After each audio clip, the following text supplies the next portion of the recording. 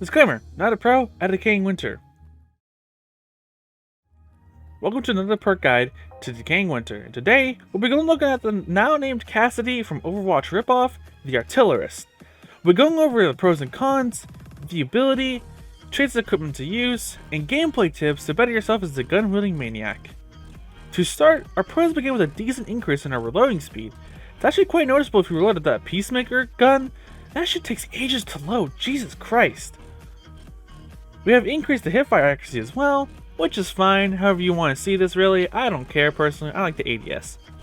Finally, we scavenge way more ammo than any other perk in the game, which is about like a 35 to 33% more ammo, give or take. You think that's minimal, but really it does go a long way. However, with these great benefits, we have some detriments, with reduced defense, which means pain hurts way more, and our shoves are much more slower. Our ability is the Magnum and Puskavana, which we'll just call it the revolver or something along the sorts.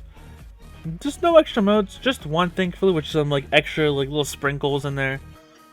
Upon pressing F, you spin out a revolver, taking a quick second and fire out a bullet that deals 90 headshot damage, and about 45 on the body.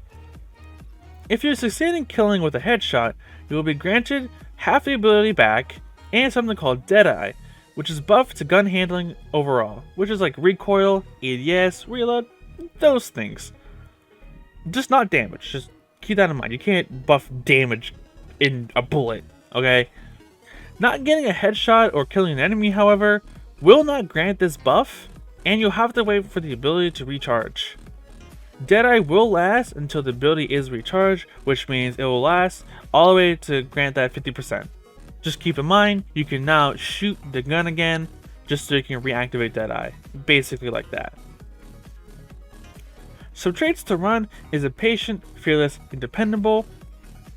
Because your objective as the Artillerist isn't really to be the frontline perk, but more the backline gunslinger that takes high value targets off the team with your ability, such as AKs, shotguns, etc. like that, this is basically a good setup to run.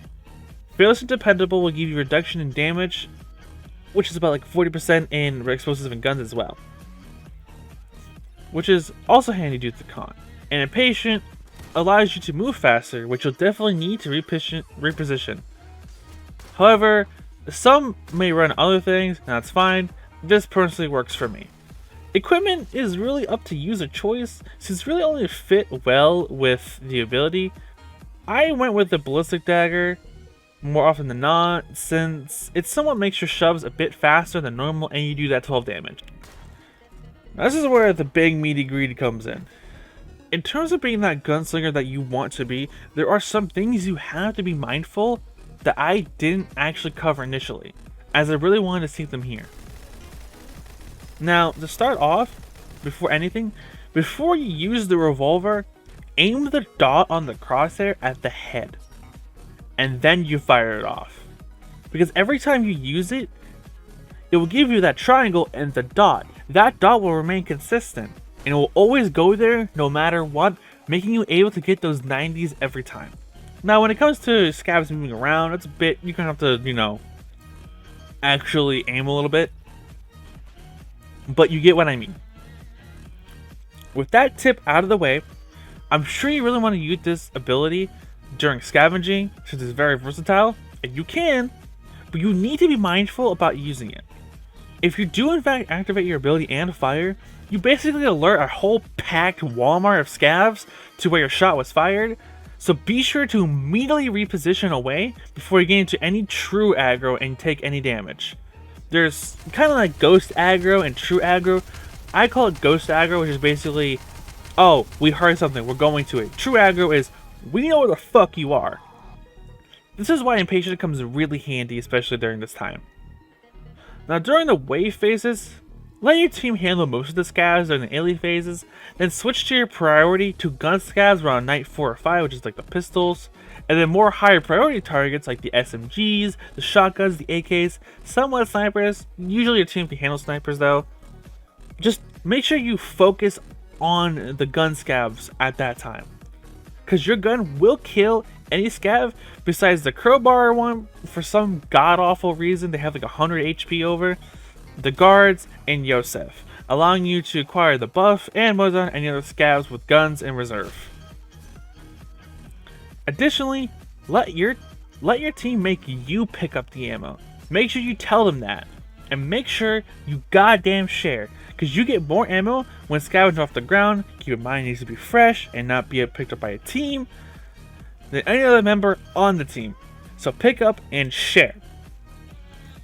Additional notes is do know that you are not a frontliner like I said before. You pick off those kills from the back and help your team, and you do extra cleanup with the Deadeye buff. Guns to craft is pretty much up to you. I'll always go the DVC high kappa route since it's easy to craft guns, and the Deadeye buff plus pros makes it just a breeze to use.